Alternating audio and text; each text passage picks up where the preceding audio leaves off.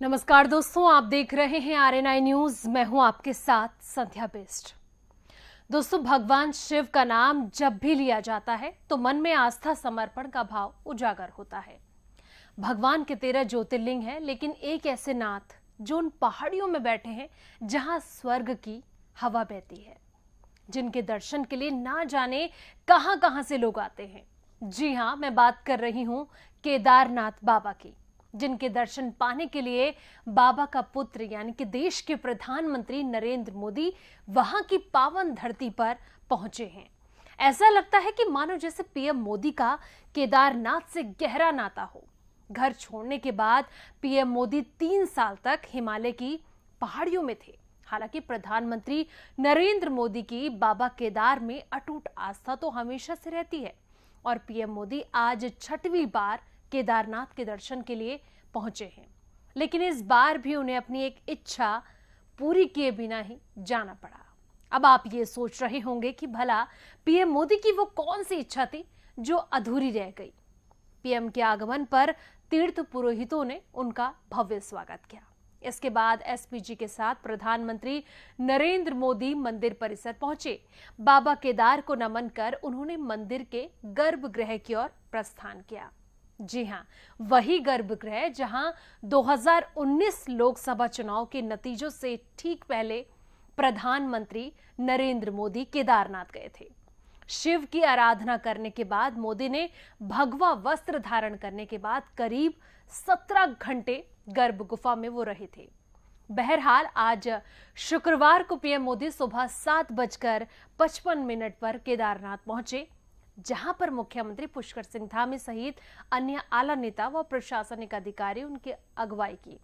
इसके बाद प्रधानमंत्री ने केदारनाथ में अपने ड्रीम प्रोजेक्ट, जो हमेशा से मुख्यमंत्री के वक्त भी उनका ड्रीम प्रोजेक्ट रहा है, और इस प्रोजेक्ट को जो 13 किलोमीटर लंबे सोनप्रयाग केदारनाथ रोपवे का शिलान्यास किया। साथ ही पुनर्निर्माण के तहत हो रहे कार्यों का उन्होंने जायजा भी लिया। केदारनाथ में लगभग अपने 2.5 घंटे के कार्यक्रम के तहत पीएम मोदी आदि गुरु शंकराचार्य समाधि स्थल के उन्होंने दर्शन किए। केदारनाथ के दर्शन के बाद पीएम मोदी ने बद्रीनाथ के भी दर्शन किए।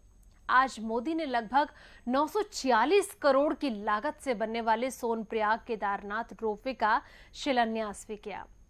बता दें कि बाबा केदार के भक्त प्रधानमंत्री नरेंद्र मोदी 6वीं बार केदारनाथ पहुंचकर बाबा केदार के दर्शन कर उन्होंने पूजा अर्चना भी की। विधि विधान के अनुसार आज प्रधानमंत्री ने वहां पर पूजा अर्चना की, लेकिन जिस अधूरी इच्छा के बारे में मैं आपको बता रही थी, वो है पीएम मोदी इस बार भी अपनी गरुड़ चट्टी जाने की इच्छा पूरी नहीं कर पाए। ये उनकी अधूरी इच्छा रह गई। प्रधानमंत्री नरेंद्र मोदी इस बार भी केदारनाथ पहुंचकर अपनी साधना स्थली गरुड़ चट्टी का भ्रमण नहीं कर पाए। 80 के दशक में मोदी ने यहां 1.5 माह तक साधना की थी और तब वह प्रतिदिन केदारनाथ मंदिर के दर्शनों के लिए पहुंचते थे। लेकिन जून 2013 की आपदा के बाद से गरुड़ चट्टी की वीरानी नहीं टूट पाई, जिस कारण यह क्षेत्र अलग थलग पड़ा है। 20 अक्टूबर 2017 को पीएम मोदी ने गरुड़ चट्टी क्षेत्र को विकसित करने की बात कही थी। तब उत्तराखंड शासन ने केदारनाथ से गरुड़ चट्टी तक 3 किलोमीटर नया पैदल मार्ग बनाते हुए उसे केदारनाथ मंदिर से जोड़ने के लिए मंदाकिनी नदी पर स्टील गार्डन पुल का निर्माण किया था। 7 नवंबर 2018 को प्रधानमंत्री नरेंद्र मोदी केदारनाथ भ्रमण के दौरान पीएम ने गरुड़ चट्टी जाने की इच्छा जताई थी, लेकिन तब रास्ता पूरा नहीं बन पाया था। अब पुराने पैदल रास्ते को पुनर्जीवित करने का मामला केंद्र सरकार में अटका हुआ है। केदारनाथ के वयोवृद्ध तीर्थ पुरोहित श्रीनिवास पोस्ती, केदार सभा के अध्यक्ष विनोद शुक्ला, उमेश पोस्ती समेत तमाम जितने भी लोग हैं, उनका कहना है कि गरुड़ चट्टी केदारनाथ यात्रा की पहचान है। इस क्षेत्र को पूर्व की तरह संरक्षित किया जाना चाहिए। हालांकि दोस्तों, पीएम मोदी जब भी केदारनाथ जाते हैं तो उनकी पोशाक पर भी हर किसी की नजर होती है। वहीं उनका खास अंदाज भी लोगों को खूब भाता है। जानकारों की माने तो पीएम मोदी ने जो पोशाक पहनी है उसे हिमाचल और जौनसार का खास परिधान चोला डोरा कहते हैं। बताया जाता है कि ये पोशाक उन्हें हिमाचल की एक महिला ने तोहफे में दी थी। जिसके बाद उन्होंने केदारनाथ जाने के बाद वो उस पोशाक में नजर आए और सबकी निगाहें भी इस बात पर थी कि इस बार अलग कुछ देखने को मिला। इस पर हाथ से कारीगरी की गई है। पीएम मोदी ने महिला से वादा किया था कि जब भी वे किसी ठंडी जगह पर जाएंगे तो जरूर ये ड्रेस पहनेंगे। इससे पहले भी 3 बार पीएम मोदी जब केदारनाथ आए थे, उनका पहनावा काफी चर्चा में रहा था। साल 2019 में जब पीएम मोदी केदारनाथ पहुंचे थे, तब भी पीएम का पहनावा आकर्षण का केंद्र रहा था। वे हिमाचली टोपी, लद्दाखी गौंछा पहने थे, कमर पर लाल साफा बांधे थे और हाथ में छड़ी लिए हुए थे।